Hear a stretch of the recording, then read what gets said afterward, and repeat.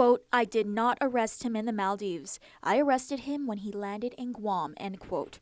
This from U.S. Secret Service agent Dan Schwanner, who took the stand in federal court testifying on behalf of the U.S. government during an identity hearing this afternoon.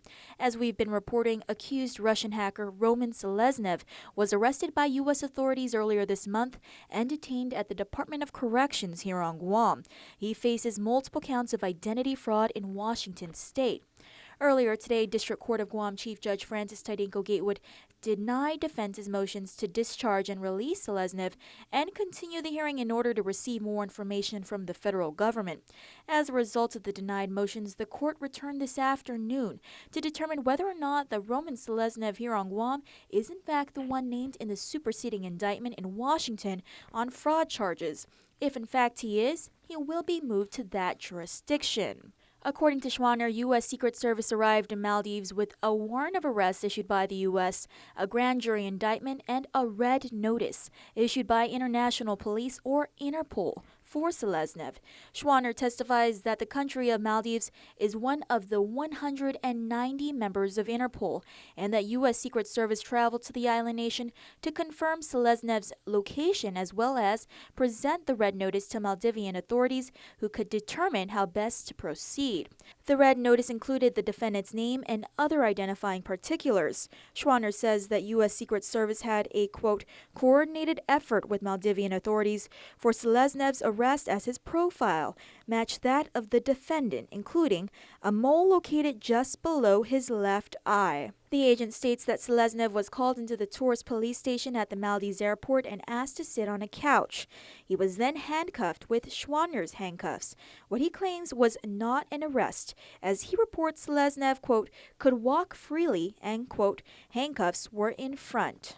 Selevnez was then escorted onto an aircraft chartered by U.S. Secret Service where the agent says the Maldivian authorities turned over Selevnez to U.S. custody, quote, when the plane went wheels up from Maldivian soil, end quote. When questioned by Seville, the agent confirmed that there was nothing in writing to confirm the agreement he made with Maldivian authorities, nor was he purview to conversations with higher authorities, stating, quote, they told me, the Maldivian police. The agent also confirms he had more than one point of contact with Maldivian authorities, but couldn't name a single one. This testimony follows defense's motions that Selevnez be discharged and released because of, quote, gross government misconduct. The defense accuses U.S. federal government agents of violating international laws when they kidnapped Selevnez from the Maldives, placed him on a private jet, and flew him to Guam.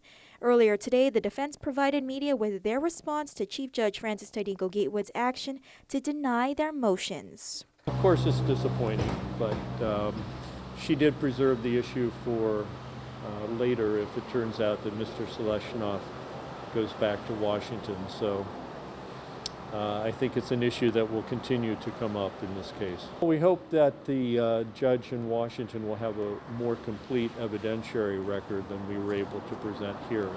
You know, that was part of the issue today, and so there's a lot of evidence out there that we haven't seen yet. Meanwhile, U.S. Attorney Maravik David has argued that Selevnez was not kidnapped and that at the direction of the President or U.S. Attorney General, the Federal Bureau of Investigations can arrest individuals for violating United States law, even if their actions contravene customary international law.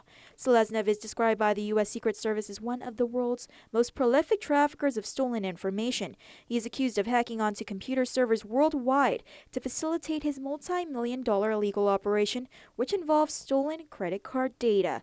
Reporting for Guam's News Network, I'm Crystal Paco.